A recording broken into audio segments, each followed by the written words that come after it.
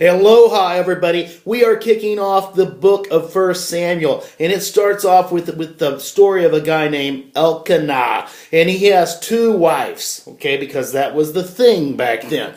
He's got two wives. One of them's name is Peninnah, one of them's name is Hannah, which is considerably easier to say. Peninnah is like a baby machine. And Hannah is barren. She desperately wants a baby. She wanted a child so bad, but it's just not happening. And she's crying bitter tears. She is working herself into a physical frenzy. She is desperate. She is brokenhearted. She is wanting a child so bad. And her husband, who is not a real super sensitive guy, is like, hey, why you want a kid? You got me. He's kind of a lunkhead.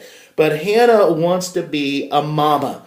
And she would go to the temple, she would go to the tabernacle, and she would pray a desperate prayer, and she would just cry before the Lord. And her prayer was so passionate that the priest, Eli, thinks that she's drunk. He thinks that she's been tipping a little bit, but she's not. She just is pouring out her heart. She's transparent. It's a gut-level prayer. It's totally honest before the Lord. That's how our prayer needs to be. It needs to be transparent. It needs to be real. It needs to be the kind of prayer that is desperate, if need be, and just totally honest and doesn't care who's watching. And Hannah makes a deal with God, which is usually not a great idea to bargain with God.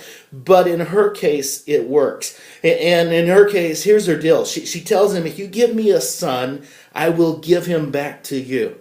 And it happens. God gives her a son. The son's name is Samuel. And she keeps her word. God blesses her with more kids eventually. But she takes her son Samuel and she takes him to the tabernacle. And he lives and serves in the tabernacle with this old priest named Eli.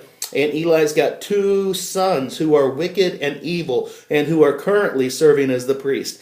And God's not happy about that. So here's Samuel. He's living in the tabernacle. He's been dedicated unto the Lord. And Samuel is Israel's last official judge. He's the first national prophet since Moses. And he's kind of God's megaphone and God's motivator. He's a prophet and he's a leader. And he's an incredible role model for us. And the super significant thing about Samuel's life is in 1 Samuel 1:28.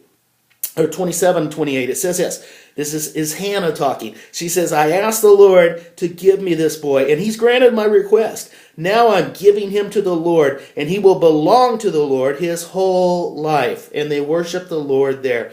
First Samuel shows a God that hears the cries of his people. He is ever present. He is ever active. And our response to that, it should inspire us to be whole life people. We want to serve the Lord. We want to belong to the Lord our whole life. We want to serve him our whole life. We want to give him our whole life. That's a proper response. We're going to learn a lot. 1 Samuel's incredible stuff, so buckle up. God bless you guys. Giddy up.